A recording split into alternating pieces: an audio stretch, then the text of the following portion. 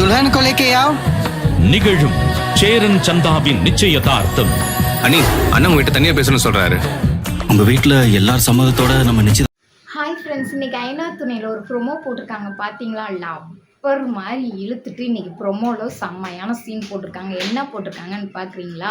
இப்போ வந்து ஃபங்க்ஷனுக்கு வந்து நிலா, சோழன், சேரனனே, சந்தா எல்லாருமே கிளம்பிட்டாங்க. எல்லாருமே கிளம்பி ரெடி ஆகிட்டாங்க.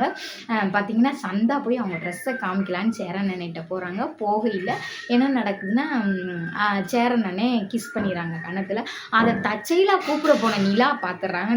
நிலா பார்த்துட்டு ஒரு மாதிரியா இருந்துட்டு ஓடி வந்து இங்கே வந்து சோழன் உங்கள் அண்ணே அங்கே கிஸ் பண்ணிட்டாரு அப்படின்னு எப்படின்னு கேட்கல. டக்குனு இந்த மாதிரியும் சோழனுக்கு செய்கிறாங்க. செய்ய விட்டி அதை பாண்டி பார்த்துறா இப்படி கோர்வையாக போயிடுது. அப்புறம் பார்த்திங்கன்னா பயங்கர ஃபன்னாக இருக்குது, பரவாயில்லாமல் இருக்குது. இன்றைக்கி ஷோ எடுத்து போட்டாலும் ஐநாத்துணை நீங்கள் பார்க்க போகிறது கிடையாது. அதே மாதிரி பார்த்திங்கன்னா நான் சொன்னது நடக்க நிறைய வாய்ப்புகள் இருக்குது. நீங்கள் வந்து பார்த்துட்டு உண்மையாக பொய்யான்றது சொல்லுங்கள்.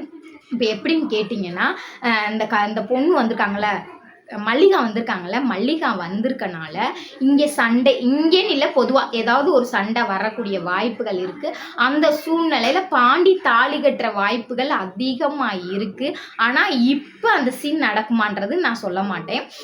என்னுடைய மனசுக்கு லைட்டாக படுது. ஏன்னா கதையை வந்து வேறு பக்கம் கொண்டுட்டு போகணும் அப்படின்றக்கானே ஆல்ரெடியே நான் நாடகத்தில் இன்னொரு தடவை இந்த எபிசோடு ஏதோ ஒரு எபிசோடில் சொல்லியிருக்கேன். நீங்கள் வேணால் கேட்டு பாருங்கள்.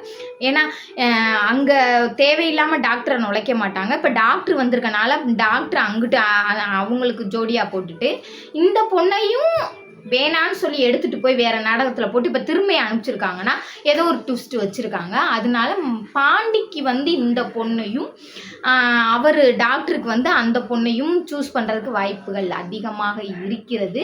ஏன்னா நாடகம் விறுவிறுப்பாக போகுமேனு. ஏன்னா இப்போ ஃபுல்லாக சப்புன்னு ஒரு டேஸ்ட்டே இல்லாமல் தின்றதுக்குள்ள பார்க்குறதுக்கு கண்ணுக்கும் குளிர்ச்சி இல்லை, காதுக்கும் குளிர்ச்சி இல்லாமல் போய்கிட்டு இருக்குல்ல, அதுனா பிக்கப் ஆகும்னு நினைக்கிறேன். உண்மையாக இருந்தால் கமெண்ட் பண்ணு, ஒரு ஆளாவது கமெண்ட் பண்ணு.